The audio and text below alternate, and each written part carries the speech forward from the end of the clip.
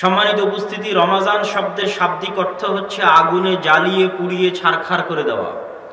বিশাল তপ্ত মরুভূমির মধ্যে কোনো শুকনো পাতা পড়লে যেমন ওই শুকনো পাতা জ্বলে পুড়ে যেতে পারে, ঠিক তেমনি রমাজান মানুষের গুনাহকে জ্বালিয়ে পুড়িয়ে ছারখার করে দিতে পারে। এই জন্য এই মাসের নাম রমাজান। মানুষকে পরিশুদ্ধ করতে পারে, মানুষকে বিশুদ্ধ করতে পারে। এবং আপনারা জানেন, প্রত্যেকটা জিনিস বিশুদ্ধ করার জন্য, পরিষ্কার পরিচ্ছন্ন করার জন্য অনেক কষ্টের দরকার, অনেক সাধনার দরকার। সোনাকে খাঁটি করা হয় আগুনে পুড়িয়ে, কোনো কিছুর সাথে কোনো কিছু ঝালাই লাগানো হয় আগুনে পুড়িয়ে। আগুনে পুড়ানোর মাধ্যমে সেটা গরমের মাধ্যমে সেটা নরম হয়। ঠিক মানুষকেও যদি পরিশুদ্ধ করতে হয়, বিশুদ্ধ করতে হয়, কষ্টের দরকার, সাধনার দরকার। এই জন্য আল্লাহ সুবহানাহু ওয়া তাআলা কোরআন মাজিদে বলছেন, ইয়া আইয়ুহাল্লাযীনা আমানু, ওহে ঈমানদারগণ, ওহে তোমরা যারা ঈমান আনয়ন করেছো। চাঁপাইনবাবগঞ্জের মানুষ, রাজশাহীর মানুষ, বাংলাদেশের মানুষ, পৃথিবীর মানুষ, যারা বিশ্বাস করো আল্লাহ এক এবং অদ্বিতীয়, যারা বিশ্বাস করো মুহাম্মদ আল্লাহ রাসূল, যারা বিশ্বাস করো কোরআন সত্য, তারা জেনে রাখো কুতিবা আলাইকুমুস সিয়াম, তোমাদের উপর সিয়াম রাখা ফরজ। কামা কুতিবা আলাল্লাযীনা মিন ক্বাবলিকুম, শুধু তোমাদের উপর ফরজ নয়, বরং পৃথিবীর তোমাদের আগেও বহু উম্মত চলে গেছে, বহু জাতি চলে গেছে, বহু নবী চলে গেছে, বহু কওম চলে গেছে, তাদের সকলের উপর সিয়াম ফরজ ছিল বিভিন্নভাবে বিভিন্ন সময়। যেমন আশুরার সিয়াম। আশুরার সিয়াম কয় তারিখের সিয়াম বলেন তো? 10ই মুহররম। কয় তারিখের সিয়াম? 10ই মুহররম। কেন সিয়াম রাখতে হয়?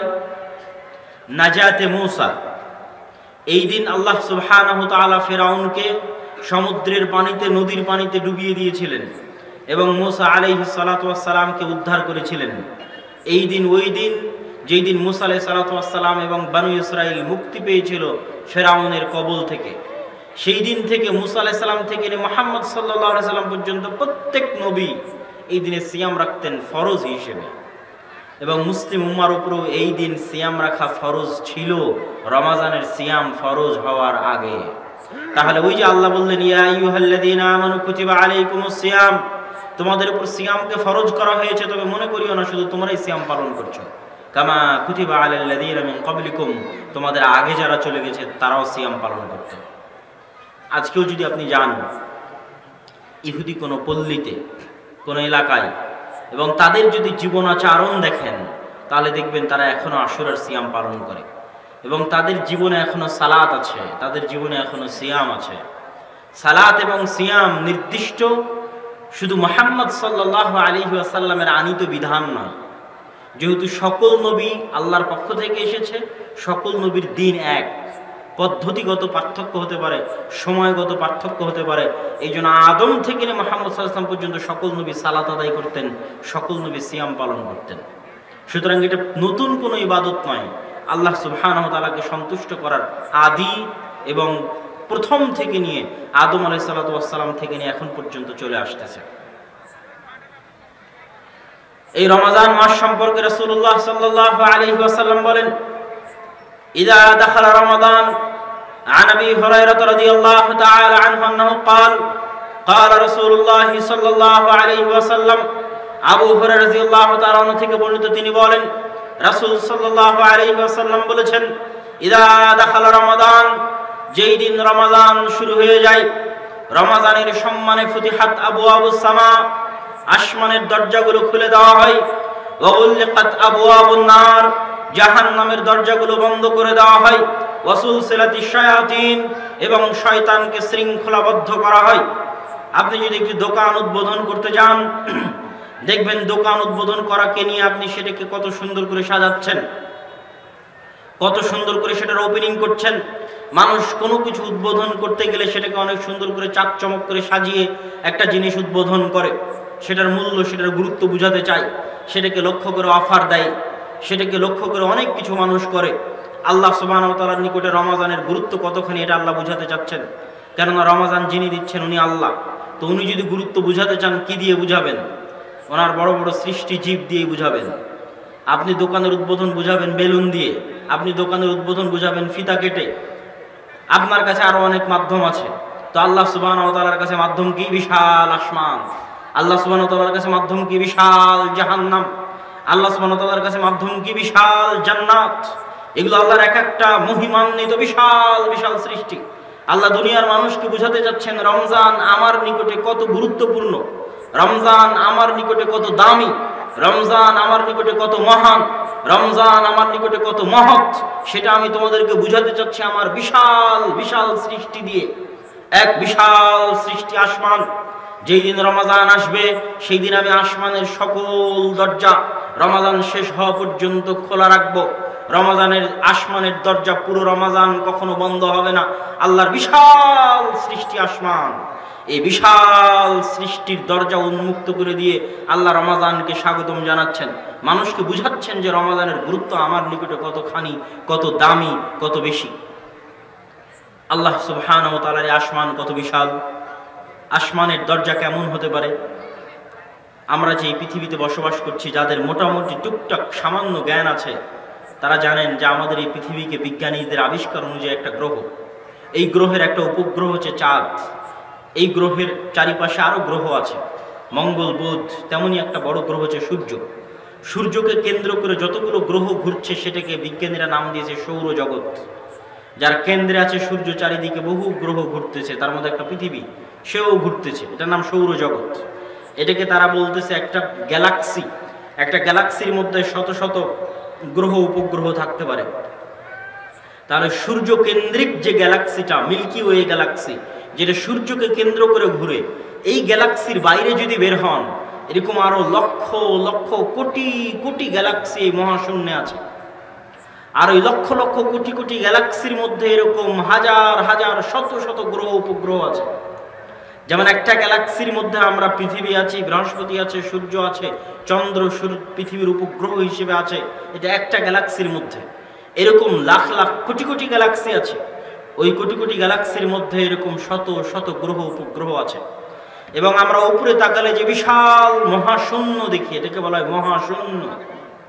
এই বিশাল মহাশূন্যের কোনো সীমানা, কোনো লিমিটেশন, কোনো আয়তন, কোনো এরিয়া এখন পর্যন্ত এই সর্বোন্নত পৃথিবীর সর্বোন্নত বিজ্ঞানের পক্ষে নির্ধারণ করা সম্ভব হয়নি। বরং বিজ্ঞানীরা কি বলেছে জানেন? বিজ্ঞানীরা এটা বলেছে যে এই বিশাল একটা পর্দা যদি আমার চোখের সামনে ঝুলিয়ে দেওয়া হয়, এই যে বিশাল পর্দা চোখের সামনে ঝুলিয়ে দেওয়া হলো, চোখের সামনে এই বিশাল পর্দা ঝুলিয়ে দেওয়ার পর আমি কতটুকু দেখতে পাচ্ছি? এই পোস্টারের এতটুকু দেখতে পাবো এবং এতটুকু দেখতে পাবো। কথা কি আমার বুঝতে পারছেন? এই পোস্টারটা যদি এখন এত বড় হয়, এত বড় পোস্টার, আর আমার চোখের সামনে ফেলে দিলাম, তাহলে এই পোস্টারের চারি সাইডে আর কত বড় আছে আমি কি আর দেখতে পাবো? কথা মনে হয় বুঝাতে পারছি না, আমি কি আর দেখতে পাবো? তো আমরা খালি চোখে আকাশে তাকালে বিশাল মহাশূন্যের অল্প ইঞ্চি থেকে ইঞ্চি, সামান্য থেকে সামান্য অংশ, যেমন বিশাল একটা পর্দা চোখের সামনে দিয়ে দিলে ওটা কত বড় সেটা আমরা দেখতে পাই না, অল্প একটা অংশ দেখতে পাই। এই বিশাল মহাশূন্যে তাকালে এটার সামান্য থেকে সামান্য, অল্প থেকে অল্প, ক্ষুদ্র থেকে ক্ষুদ্র অংশ আমরা দেখতে পাই, আর বাকি বিশাল অংশ আমরা দেখতে পাই না। তাহলে কত বড় হতে পারে? যেটা চোখে দেখতে পাচ্ছি এটা যদি এত সামান্য হয়, তাহলে আসলে এটা কত বড়? এটা কিন্তু বিজ্ঞানীরাও জানে না। এবং বিজ্ঞানীদের সবচেয়ে শক্তিশালী যে যন্ত্র, সর্বশেষে আমি আকাশের ব্যাপকতা বুঝাতে গিয়ে একটু এখানে বিরতি নিচ্ছি, নিয়ে আবার আমরা আগের আলোচনায় ফিরে যাব। জেমস ওয়েব টেলিস্কোপ নামে একটা টেলিস্কোপ কিছুদিন পূর্বে নাসার পক্ষ থেকে মহাশূন্যে পাঠানো হয়েছিল। তো বিভিন্ন পত্রিকায় হেডলাইন করলো যে এত কোটি বছর আগের ছবি, এই ওই যে মেশিনটা পাঠানো হয়েছে সেখানে অনেক উন্নত মানের ক্যামেরা দেওয়া হয়েছে, শক্তিশালী ক্যামেরা, যেন তাপে জ্বলে পড়ে ছারখার না হয়ে যায় সূর্যের তাপে। অনেক উপরে গিয়েও যেন ক্যামেরা ঠিক থাকে, এবং এই ক্যামেরা বহু দূরের ছবি ধারণ করতে পারবে, এরকম পৃথিবীর সবচেয়ে উন্নত প্রযুক্তির ক্যামেরা পাঠানো হয়েছে। তো সেই ক্যামেরা এত হাজার বছর, এত কোটি বছর আগের ছবি তুলে পাঠিয়েছে।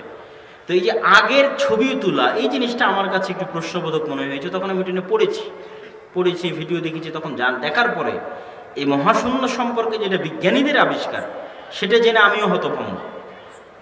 তারা বলতেছে যে আলোর গতিতে আমাদের কাছে দৃশ্য আসে। আপনাকে আমি সরাসরি দেখছি না, আপনিও আমাকে সরাসরি দেখছেন না, আর যারা ফেসবুকে দেখতেছে তারাও তো দেখতেছে না আসলে সরাসরি, বরং প্রত্যেকটার মধ্যে সময়ের গ্যাপ আছে। কিন্তু সময়ের গ্যাপটা এত অল্প যে আমাদের মনে হয় সরাসরি দেখছি। আসলে লাইটের আলো যত দ্রুত ওখান থেকে এখানে আসতেছে আর এখান থেকে আপনার চোখের সামনে যাচ্ছে, তত দেরিতে আপনি আমাকে দেখছেন, আমি আপনাকে দেখছি। কেন, আলো যেতে একটু হলেও সময় লাগে। সূর্য থেকে পৃথিবীতে আলো আসতে 8 মিনিট সময় লাগে, অথচ প্রতি সেকেন্ডে প্রায় 1 থেকে 3 লক্ষ কিলোমিটার গতিতে আলো চলে প্রতি সেকেন্ডে। মিনিটেরও হিসাব বাদ, ঘন্টারও হিসাব বাদ। তো আলো যত, আমরা যে আলোটা পৃথিবীতে দেখতে পাই এটা 8 মিনিট আগের আলো। বিজ্ঞানীদের আবিষ্কারের কথা বলতেছে। কেন 8 মিনিট আগের আলো? এটা আসতে সময় নিয়েছে আলোর গতিতে। তাহলে আমার এখান থেকে দৃশ্য আপনার ওখানে যাচ্ছে, আপনার চোখ এই আলো বন্ধ করে দিলে আমাকে আর দেখতে পাবে না। এখানে সব লাইট বন্ধ হয়ে গেলে আমিও আপনাকে দেখতে পাবো না, আপনিও আমাকে দেখতে পাবেন না। তাহলে আমার আর আপনার দেখার রহস্যটা কি? আলোর মাধ্যমে আপনার ছবি আমার কাছে ভেসে আসতেছে, আমার ছবি আপনার কাছে ভেসে যাচ্ছে। তাহলে সারাদিন আমরা যা দেখছি, কি দেখছি? ছবি দেখছি। সূর্যের আলো যেহেতু দিনের বেলা থাকে, তো ওই সামনে যার সাথে কথা বলছে আর ছবিটা ভেসে আমার কাছে আসতেছে। ধরেন সূর্য নাই, সারা পৃথিবী অন্ধকার, কতক্ষণ আপনি এগুলো লাইট দিয়ে চালাবেন? এই অন্ধকার পৃথিবীতে কেউ কাউকে দেখতে পাবে? কথা বলে না যে কেউ কাউকে দেখতে পাবে? পারবে না। তাহলে আমাদের চোখের নিজস্ব দেখার কোনো ক্ষমতা নেই। আল্লাহ সুবহানাহু ওয়া তাআলার দেওয়া সূর্যের আলোতে ছবি এক জায়গায় থেকে আর এক জায়গায় যাচ্ছে এবং যেতে সময় লাগে, আলোর গতিতে সময় লাগে। তাহলে উনি যে বলতেছে এত কোটি বছর আগের ছবি তুলল, আসলে ক্যামেরাটা অত দূরের ছবি তুলতে পেরেছে, যত দূরে যেতে আলোর গতিতে অত কোটি বছর সময় লাগবে। তাহলে ওই ছবিটা ক্যামেরা পর্যন্ত আরো আসতে, যে জায়গায় ক্যামেরা আছে, ক্যামেরা পর্যন্ত আরো আসতে এত কোটি বছর সময় লাগবে। এই জন্য ক্যামেরা বলতেছে যে আমি ওই আলো আসার আগেই ওখানকার ছবি তুলেছি এবং এটার যাত্রা পথের দূরত্ব এতখানি। এই জন্য ও বলতেছে এত কোটি বছর আগের ছবি তুলেছি। না বোঝাতে পারলে হয়তো এটা ওটার আলোচনা, এই জন্য বোঝানোর প্রয়োজন নেই, আপনারা দেখে নেবেন খুঁজে, জেমস ওয়েব টেলিস্কোপ সার্চ দিলেই পাবেন। তো সারমর্ম কি দাঁড়ালো? সারমর্ম এটা দাঁড়ালো যে তারপরেও তারা বলতে পারতেছে না, তথা যত দূরের তারা ছবি তুলতেছে অত দূরে আলোর গতিতে যেতে হলে কোটি কোটি বছর লাগবে, 1000 কোটি বছর লাগতে পারে। তো আলোর গতিতে তো মানুষ কিছুই আবিষ্কার করতে পারেনি। তা আলোর গতিতে যদি মানুষ কোনোদিন কিছু আবিষ্কার করতে পারে, তাহলে যত দূরের ছবি তুলেছে অত দূরে যেতে 100 কোটি বছর লাগলো, তো মানুষ 100 কোটি বছর তো বাঁচতেও পারবে না। তাহলে তো ওটাও যে শেষ সীমানা তাও বিজ্ঞানীরা বলতে পারতেছে না। তাহলে এই উপরে তাকালে কি দেখা যায় তা বিজ্ঞানীরা নিজেরাও জানে না। তাহলে এই মহাশূন্যের কাছে বিজ্ঞানীদের গবেষণা একদম জিরো, একদম ছোট, একদম নগণ্য। এই মহাশূন্য সম্পর্কে বিজ্ঞানীরা কিছুই জানতে পারেনি, তারা 100 ভাগের 1% জানতে পারেনি। এবং এটি আল্লাহ সুবহানাহু ওয়া তাআলার সৃষ্টি রহস্যের সবচেয়ে বড় চ্যালেঞ্জ পৃথিবীর মানুষের কাছে, আল্লাহ সুবহানাহু ওয়া তাআলার এই মহাশূন্য। সম্মানিত উপস্থিতি, তাহলে মেরাজের রাতে অবশ্যই আল্লাহ সুবহানাহু ওয়া তাআলা আলোর গতিকে ভেদ করার যন্ত্র দিয়েই, আলোর গতিকে ভেদ করার কিছু দিয়েই মুহাম্মদ সাল্লাল্লাহু আলাইহি ওয়াসাল্লামকে নিয়ে গেছিলেন। আর কোনোদিন মানুষ আলোর গতিকে ভেদ করতে পারলে আর সময় থাকে না। আমি যেই দিন আলোর গতি পেয়ে যাব ওই দিন আর সময় অচল হয়ে যাবে, তথা আমার বয়স স্থির হয়ে যাবে। তাহলে আমাদের বয়স বাড়তেছে কেন? আমরা আলোর গতিতে চলতে পারতেছি না। এই জন্য আলো কোটি কোটি কিলোমিটার, লক্ষ লক্ষ কিলোমিটার গতিতে পৃথিবীতে আসতেছে আর আমাদেরকে ওভারটেক করে চলে যাচ্ছে, আমাদেরকে পার হয়ে চলে যাচ্ছে। আর আমরাও ধীরে ধীরে ধীরে ধীরে বৃদ্ধ হয়ে কোথায় চলে যাচ্ছি? মহাকাল, মহাশূন্যের গর্ভে, কবরের দিকে দৌড়াচ্ছি, মৃত্যুর দিকে দৌড়াচ্ছি। তাহলে আলো এবং সময় এটাই পৃথিবীর সবচেয়ে রহস্য। ওয়াল আসর ইন্নাল ইনসানা লাফি খুসর, সময়ের শপথ, নিশ্চয় প্রত্যেকটা মানুষ সময় নষ্ট করে। আসার পর থেকে আমরা সময় নষ্ট করতেছি। আমাদের জীবনটা সময়, আমাদের জীবনটা টাইম। একটা নির্ধারিত তারিখে জন্ম হয়েছে, নির্ধারিত তারিখে মৃত্যু হবে। এই সময়টা ওই যে আলোর গতিতে যে সময় আসতেছে, আল্লাহ সুবহানাহু ওয়া তাআলা যেখানে আছেন ওখানে সময় নাও থাকতে পারে। এই জন্য আপনি যদি বলেন যে বাংলাদেশে লাইলাতুল কদর হয়, তাহলে সারা পৃথিবীতে কখন লাইলাতুল কদর হবে? আল্লাহ সুবহানাহু ওয়া তাআলা কি তাহলে সবসময় নিচের আসমানে নেমে আসেন? আপনার এখানে সময় আছে, আল্লাহ সুবহানাহু ওয়া তাআলার সময় নাও থাকতে পারে। এই সময়ে কি আমাদের দিন, এক একটা দিন 500 বছরের সমান হয়ে যাবে কি আমাদের সময়? কারণ আল্লাহর সময়কে থামিয়ে দিবেন। যখন ফিলিস্তিন বিজয় করলেন মুসা আলাইহিস সালাতু ওয়াস সালামের শাগির্দ ইউশা বিন নুন, তো ইউশা বিন নুন দোয়া করলো, আল্লাহ আপনি সূর্যকে থামিয়ে দেন। কেন? সূর্য ডুবার আগে ফিলিস্তিন বিজয় করতে চায়, আল্লাহ সূর্য থামিয়ে দিলেন, সময় স্থির হয়ে গেল। মানে সূর্যের আলোর গতিতে সময় দৌড়ায়, তো আল্লাহ সূর্যকে থামিয়ে দিলেন, সময় থেমে গেল। বুখারীর হাদিস, ইউশা বিন নুন সময় থামা অবস্থায়, সময় স্থির অবস্থায় ফিলিস্তিন বিজয় করেছে। তাহলে আপনার এখানে যেই সময়, ওই সময় আসমানেও হবে, আর আপনি আল্লাহকে বলবেন আল্লাহ তাহলে কি সবসময় নিজের আসমানে নামে? আল্লাহ সুবহানাহু ওয়া তাআলা কি সবসময় মেরাজ, এই লাইলাতুল কদর তাহলে কখন কোথায় হয়? এগুলো উদ্ভট প্রশ্ন। আপনার এখানে যেটা হাজার হাজার বছরের সময়, সেটা আল্লাহ সুবহানাহু ওয়া তাআলার ওখানে 1 সেকেন্ডেরও হতে পারে। আল্লাহ সুবহানাহু ওয়া তাআলা ভালো জানেন। আমি মনে হয় কথা বুঝাতে পারছি না আপনাদেরকে। এই জন্যই তো জালেমের বিচার হতে সময় লাগে। কেন? আপনি অস্থির হয়ে যান, আপনার কাছে সময় অনেক শর্ট। এই জন্য এক একটা বছর আপনার কাছে অনেক বড়, 50-60 বছরের জীবন অনেক বড়। আল্লাহ সুবহানাহু ওয়া তাআলার কাছে 1000 বছরও হয়তো কিছু নয়, 2000-5000 বছরও হয়তো কিছু নয়।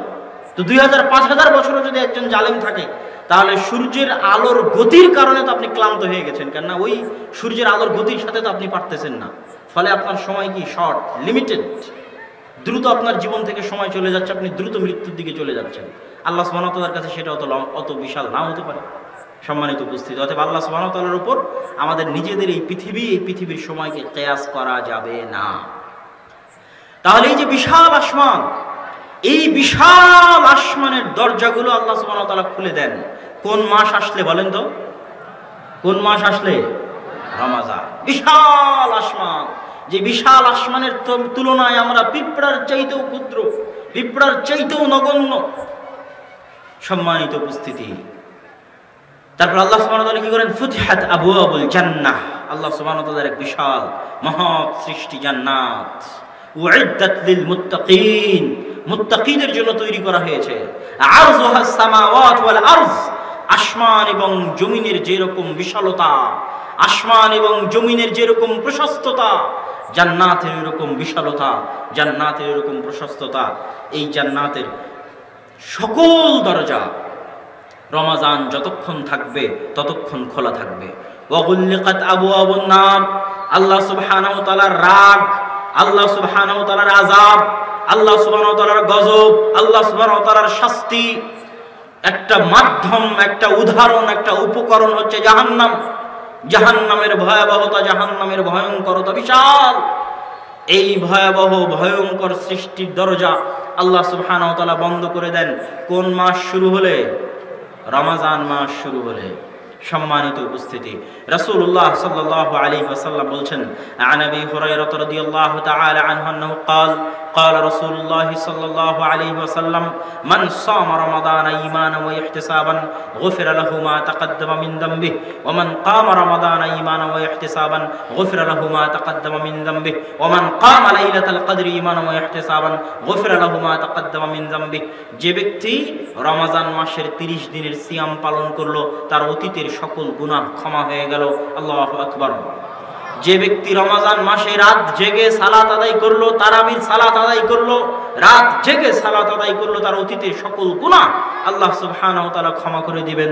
মান কামা লাইলাতুল কদর ঈমানান ওয়া ইহতিসাবান, যে ব্যক্তি রমাজান মাসে লাইলাতুল কদর খুঁজলো, আল্লাহ সুবহানাহু ওয়া তাআলা তার অতীতের সকল গুনাহ ক্ষমা করে দিবেন। আল্লাহু আকবার। কিন্তু শর্ত একটাই, ঈমান ওয়া ইহতিসাবান, ঈমানের সাথে নেকির আশায়। ঈমানের সাথে মানে কি? গুনাহ মুক্ত। ইমানের সাথে মানে গুনাহ মুক্ত। আপনি সিয়ামও পালন করবেন, গুনাহও করবেন, তাহলে কিসের সাধনা? সিয়াম মানে গুনাহ থেকে বিরত থাকা, এটাই সাধনা। সিয়াম মানে খাবার থেকে বিরত থাকা, এটাই সাধনা। কিন্তু সিয়ামও করছেন, গুনাহও করছেন, এই সিয়ামের কোনো মূল্য নাই। এই সিয়াম আর হিন্দুদের উপাসনার মধ্যে কোনো পার্থক্য নাই। এই সিয়াম আর আরেকজন মানুষের না খেয়ে থাকা, স্বাস্থ্য কন্ট্রোল করার জন্য, ওর মধ্যে কোনো পার্থক্য নাই। তাহলে সিয়াম কি হবে? গুনাহ থেকে বিরত থাকা।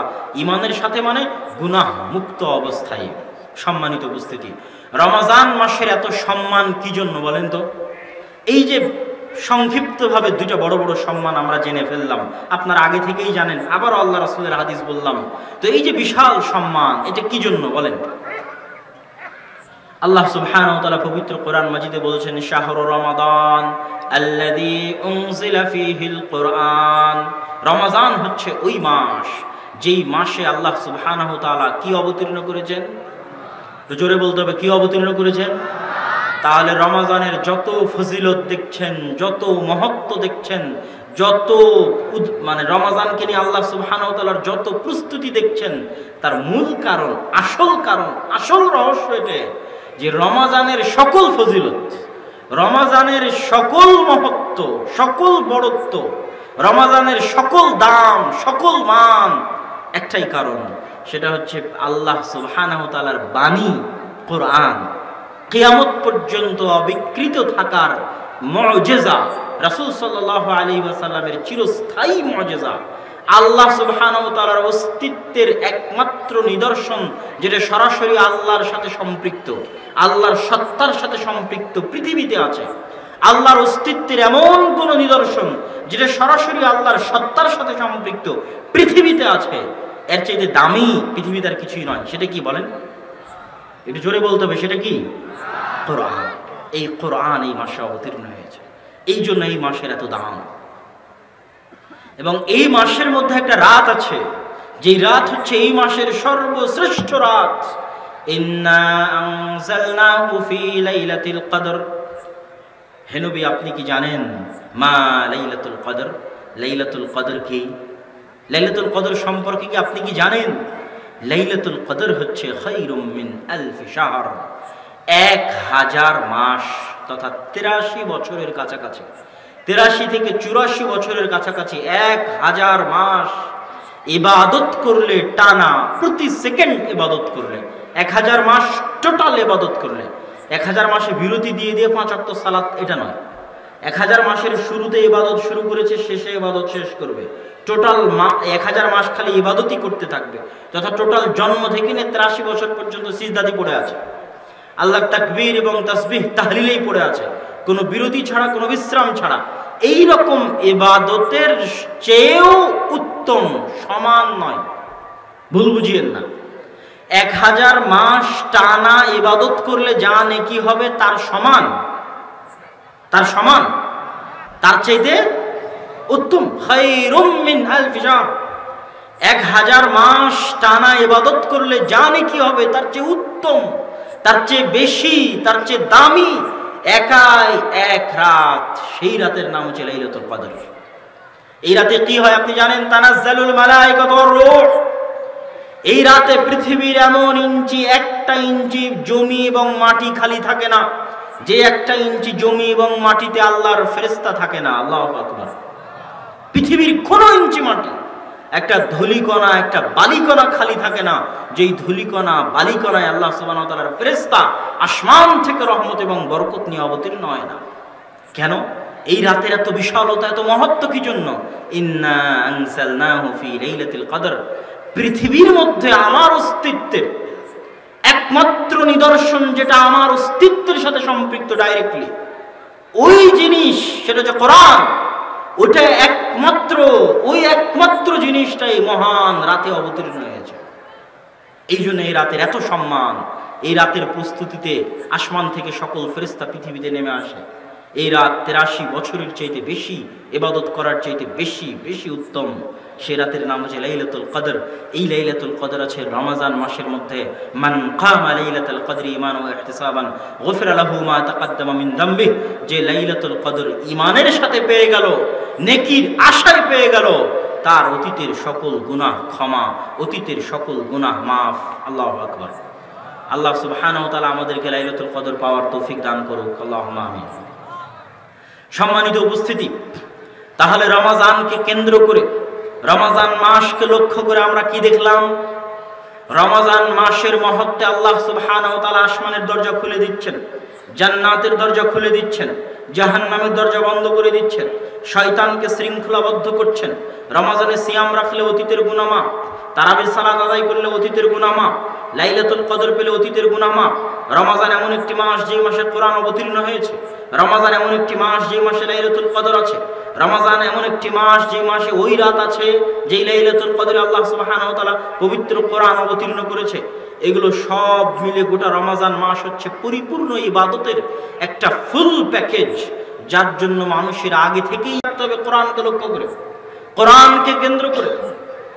এমনিতেই তো কোনো মুসলমানের সন্তান বিনা কোরআনে পৃথিবী থেকে বিদায় নিতে পারে না।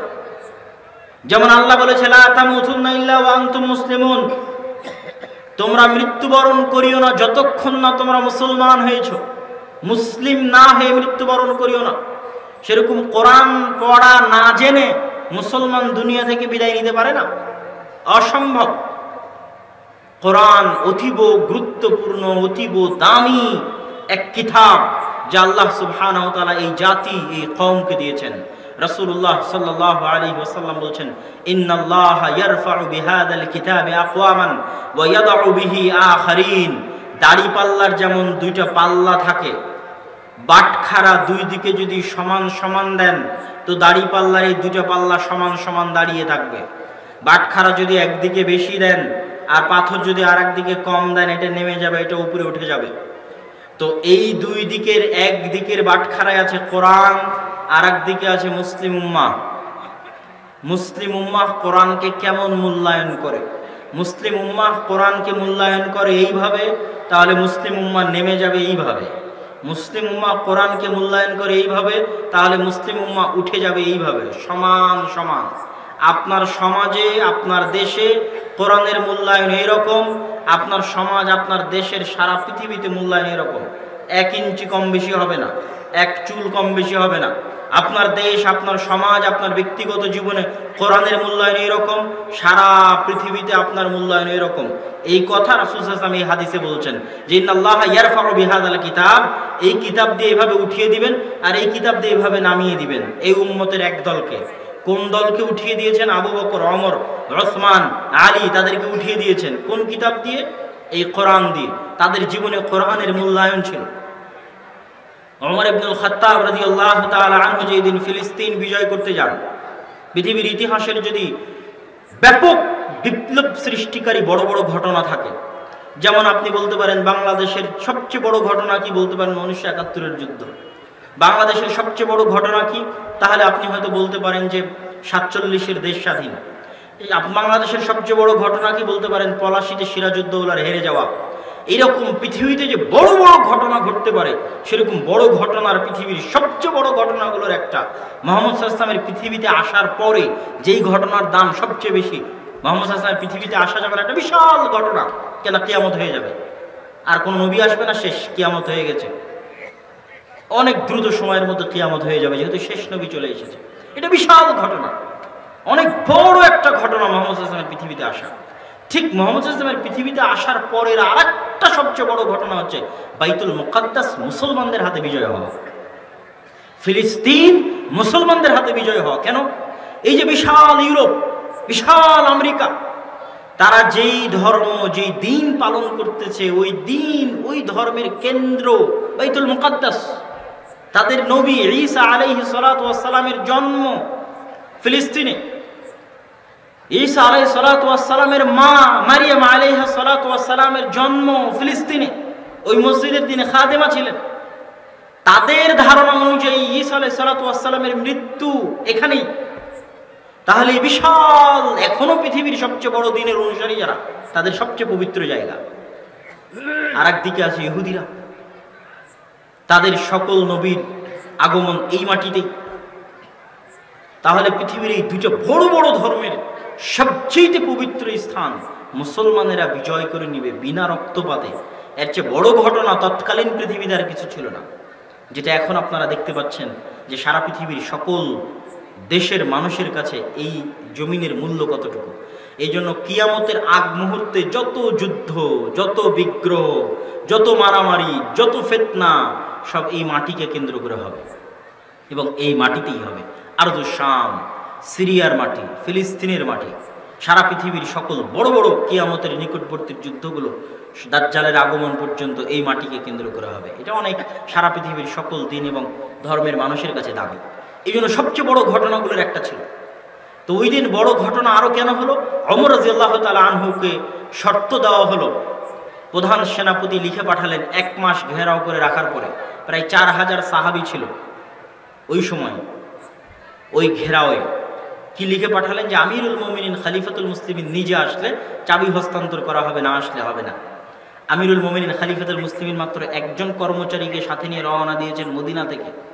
অর্ধবিশ্বের শাসক খলিফাতুল মুসলিমিন আমিরুল মুমিনিন ওমর ইবনুল খাত্তাব, এবং একদম জীর্ণ শীর্ণ পোশাক, যেটা ওনার স্বাভাবিক জীবন। আর একজন খাদেম। এখন পালাক্রমে, এটা সত্য ঘটনা, এটা বানোয়াট কোনো ঘটনা নয়, সানাদ সাহিহ। পালাক্রমে পৌঁছতে পৌঁছতে পৌঁছতে পৌঁছতে যখন উনি ওল্ড সিটি অফ জেরুজালেম, জেরুজালেমের পুরাতন শহরের, বর্তমান যেটা জেরুজালেমের পুরাতন শহর, ওই দরজা যেখানে সাহাবীরা ঘিরে রেখেছে, সেখানে যখন যান তখন তার ছিল টানার দায়িত্ব। তো তিনি টানছেন। তো রোমান বিশ্বের খ্রিস্টান এম্পায়ারের বড় বড় পাদ্রীরা অপেক্ষায় আছে, খলিফাতুল মুসলিমিন আসবে, চাবি হস্তান্তর হবে। তারা তো মনে করেছে যে উটের পিঠে আছে তিনিই হয়তো খলিফাতুল মুসলিমিন। যখন বলা হলো যে না, যিনি টানতেছেন তিনি, তার জামা কাপড় দেখে তার একটু নাক ছিটকালো। এই নাক ছিটকানি যখন বুঝতে পারলেন সাহাবী, তখন তিনি ওমর ইবনুল খাত্তাবকে বলছেন, ইয়ানজুরু ইলাইনা আর রোম নাজরাতা কিল্লাহ। হে আমিরুল মুমিনিন, আপনি আজকে যেই পোশাকে এবং যেই অবস্থায় এখানে এসেছেন, আজ এই রোমান এম্পায়ারের খ্রিস্টানেরা আমাদেরকে নিচু চোখে দেখতেছে, ছোট চোখে, অবজ্ঞা অবহেলার চোখে দেখতেছে।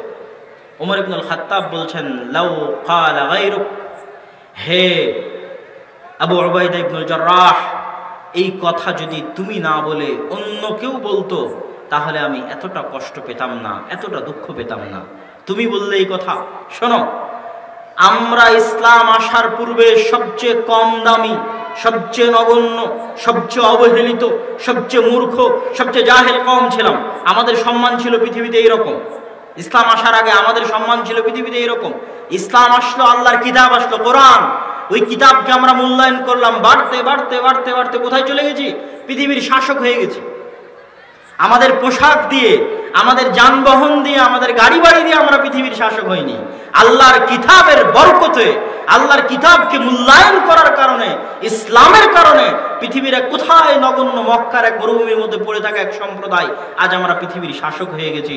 যতদিন মুসলিম উম্মাহ কোরআনকে মূল্যায়ন করবে ততদিন তারা পৃথিবী শাসন করবে, আর যেই দিন কোরআনকে ছেড়ে দিবে ওই দিন তারা শাসিত হবে, ওই দিন তাদের উপর শাসন চাপিয়ে দেওয়া হবে, জুলুম তাদের উপর চাপিয়ে দেওয়া হবে। আজ আমাদের অবস্থা তাই। সামনে আসতেছে রমজান মাস, কোরআনকে মূল্যায়ন করবেন? কথা বলতে হবে, কোরআনকে মূল্যায়ন করবেন? ওয়াদা করে যেতে হবে যে রমজান মাসে অবশ্যই প্রত্যেক দিন কোরআন পড়তে হবে এবং চেষ্টা করতে হবে যারা কোরআন জানে সম্পূর্ণ কোরআন একবার শেষ করার, আর যারা কোরআন জানে না তারা কোরআন জানার চেষ্টা করবে, পড়ার চেষ্টা করবে। পারবেন? আল্লাহ সুবহানাহু ওয়া তাআলা আপনাদেরকে তৌফিক দান করুক, আল্লাহুম্মা আমিন। সম্মানিত উপস্থিতি, রমজান মাস আসতেছে, কোরআনের মাস আসতেছে। রমজান এবং কোরআন, এই দুটো বিষয় আমি আপনাদের সামনে অতি সংক্ষিপ্ত বক্তব্য দিলাম। আল্লাহ সুবহানাহু ওয়া তাআলা আমাদেরকে এই বক্তব্যের উপর আমল করার তৌফিক দান করুন। বক্তব্যের শেষে আপনাদের উদ্দেশ্যে যেটা জরুরি কথা, যা দাওয়া ইলাল্লাহ এর পক্ষ থেকে আজকের এই কনফারেন্স আয়োজন করা হয়েছে, আদ-দাওয়া ইসলামী কনফারেন্স। আদ-দাওয়া ইলাল্লাহ সারা বাংলাদেশে দাওয়াতিমূলক এবং সেবামূলক কার্যক্রম পরিচালনা করে আসছে জামিয়া সালাফিয়ার অধীনে, এবং সেই সেবামূলক এবং দাওয়াতিমূলক কার্যক্রমের একটা অংশ হচ্ছে আজকের আমাদের এই প্রোগ্রাম। এবং গতবারও এই প্রোগ্রাম থেকে যে উদ্বৃত্ত অর্থ উত্তোলন হয়েছিল তার কিছু সরাসরি জামিয়া সালাফিয়াতে দাওয়া ইলাল্লাহর কাজের জন্য ব্যয় করা হয়েছিল, আর কিছু আপনাদের এখানে যে একটা মসজিদ নির্মিত হচ্ছে সেই মসজিদের কাজের জন্য ব্যয় করা হয়েছিল। তো আজকেও ভাইয়েরা অনেক কষ্ট করে এই প্রোগ্রামটি আয়োজন করেছেন। আপনারা অবশ্যই এই প্রোগ্রাম আয়োজনে আন্তরিকভাবে সহযোগিতা করবেন, আপনাদের দানের হাত প্রশস্ত করবেন এবং প্রসারিত করবেন। যারা আপনাদের মধ্যে যাবে স্বেচ্ছাসেবক, তাদেরকে অবশ্যই আপনারা কৃপণতা মুক্ত অবস্থায় দান করবেন এবং নিশ্চিত থাকবেন যে এই দানের একটা অংশ অবশ্যই দাওয়া ইলাল্লাহর দাওয়াতি কাজে, সেবামূলক কাজে এবং আপনাদের যে মসজিদ নির্মিত হচ্ছে সেই মসজিদের কাজে ব্যয় হবে। আল্লাহ সুবহানাহু ওয়া তাআলা আপনাদেরকে তৌফিক দান করুক, আল্লাহুম্মা আমিন। আমি সকলকে উক্ত কনফারেন্সে দান করার উদাত্ত আহ্বান জানিয়ে রমজানের প্রস্তুতি স্বরূপ যে বক্তব্য দিলাম সেই বক্তব্যের উপর আমল করার, মা এবং বোনদেরও এই বক্তব্যের উপর জরুরি ভিত্তিতে আমল করার, কোরআন শিখার এবং কোরআন পড়ার এই মাসে আপনাদেরকে আমন্ত্রণ জানাই। এবং আদ-দাওয়া ইলাল্লাহর পক্ষ থেকে সারা দেশে 300 মক্তব পরিচালিত হচ্ছে। গত বছর আমরা রমজানকে কেন্দ্র করে আরও নতুন অসংখ্য মসজিদে চালু করেছিলাম। এবারও আরও অসংখ্য মসজিদে কোরআন শিক্ষার ব্যবস্থা চালু করার ইচ্ছা আছে।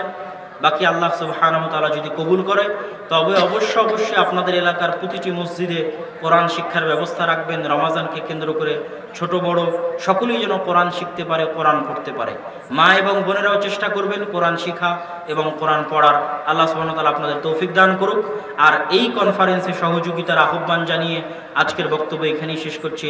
ওয়া আখিরু দাওয়ানা আনিল হামদুলিল্লাহি রাব্বিল আলামিন।